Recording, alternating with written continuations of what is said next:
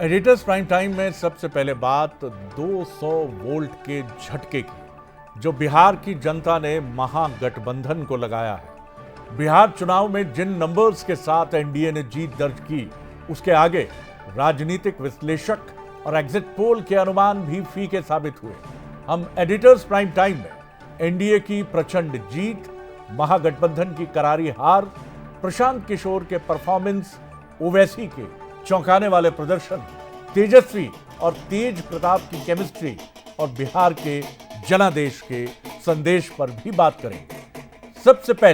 सबसे पहले हम आपको बीजेपी के जश्न और अभिनंदन की तस्वीरें दिखाते हैं। दिल्ली में बीजेपी कार्यालय में बिहार की जीत का जोरदार जश्न मनाया गया।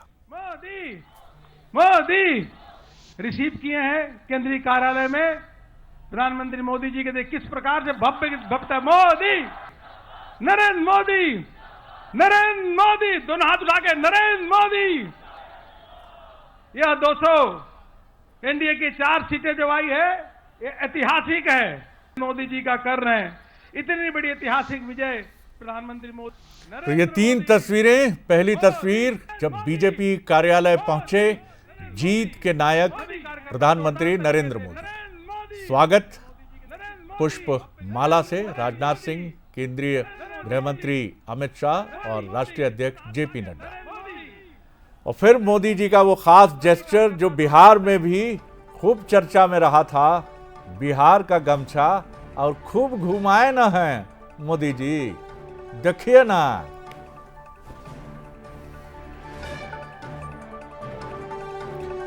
तो ये 3 तस्वीरों के बाद अब नजर डालिए इन 5 तस्वीरों पर। जबलपुर में ये लिट्टी चोखा लगता है बाबू, लिट्टी चोखा का पार्टी है ना।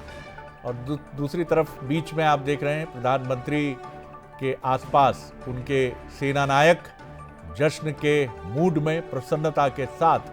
और पटना की ये तस्वीरें आप देख रहे हैं जहां एक और युवा नेता बिहार का अपने पिता के नक्शे कदम पर रामविलास पासवान के सुपुत्र चिराग, उनके चिराग और नाम भी चिराग।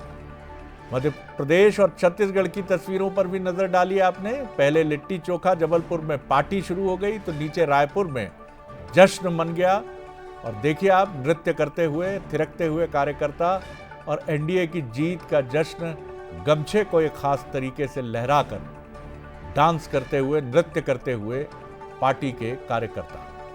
बिहार में बहार, एनडीए सरकार।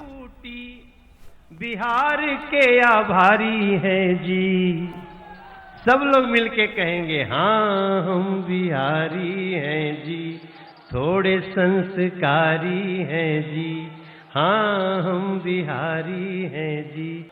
अरे जाति की दीवार टूटी, बिहार के आभारी हैं जी, सब लोग मिलके कहेंगे हाँ हम बिहारी हैं जी, थोड़े संस्कारी हैं जी, हाँ हम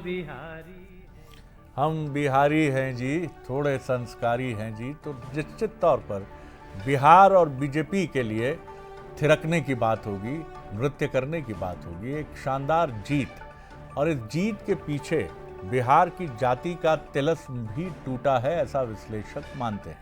बिहार चुनाव 2025 में एनडीए करीब 200 सीटों पर जीतती नजर आ रही है, क्योंकि अभी भी अंतिम परिणाम प्रतीक्षित हैं, लेकिन इस आंकड़े में फेरबदल होने की संभावना बहुत कम है। महागठबंधन 35 से भी कम सीटों पर सिमटता दिख रहा है।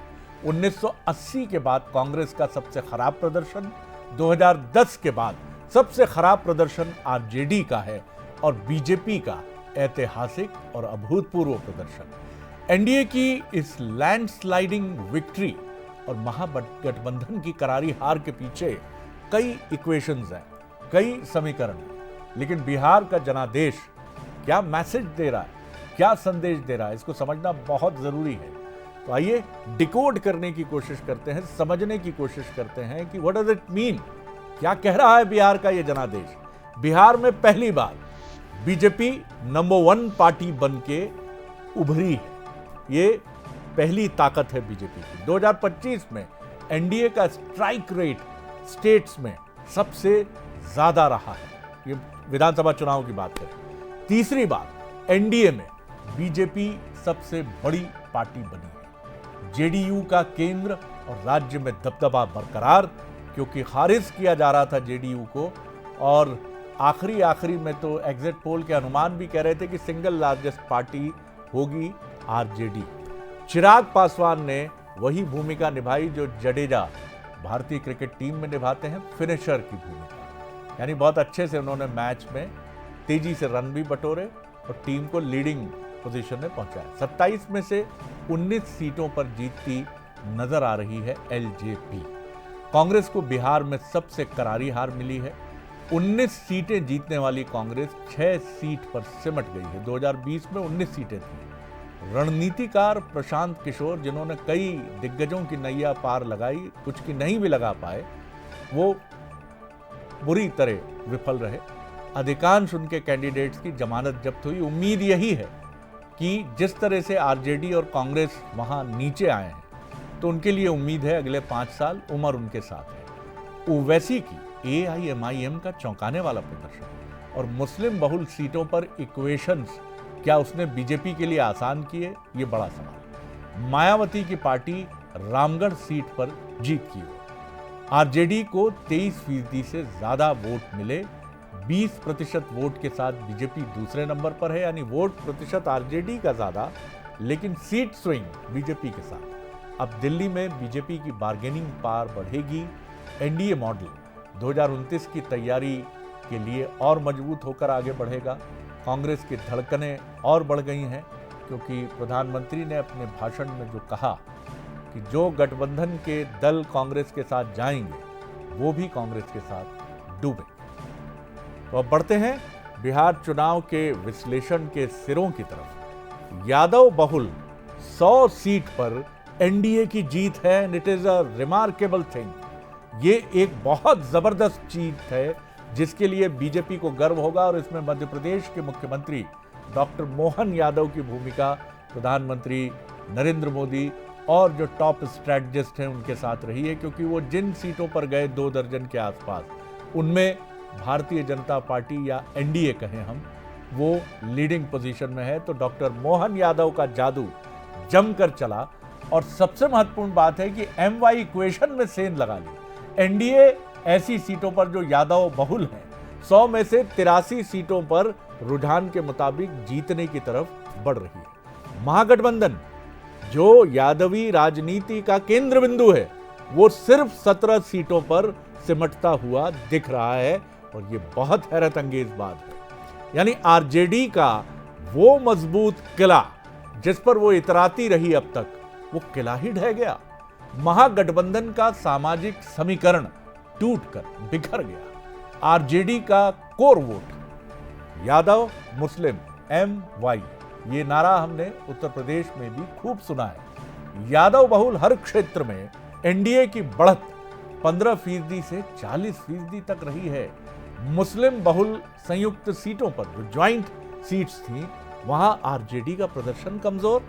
तो क्या ये जनाब ओवैसी थे जिन्होंने यहां पहुंचा दिया, या अल्पसंख्यक मतदाताओं का मन टूट गया है अब आरजेडी से भी, तो वो ढूंढ रहे हैं क्या विकल्प? बड़ा सवाल है, भविष्य शायद उत्तर दे। MY कोर समीकरण इस बार आरजेडी के साथ बिल्कुल भी नहीं गया।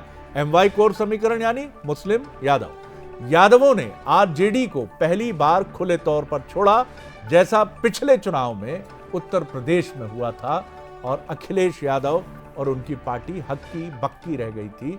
कारण माना गया था राम मंदिर को, लेकिन राम मंदिर के बाद बिहार ने भी लगभग मैंडेट के उसी पैटर्न को आगे बढ़ाया है। एनडीए ने यादव बहुल इलाकों में 70 से 80% तक पैठ बनाई। तेजस्वी का MY मॉडल इस चुनाव में किसी कांच की तरह टूटकर बिखर गया, चकनाचूर हो गया।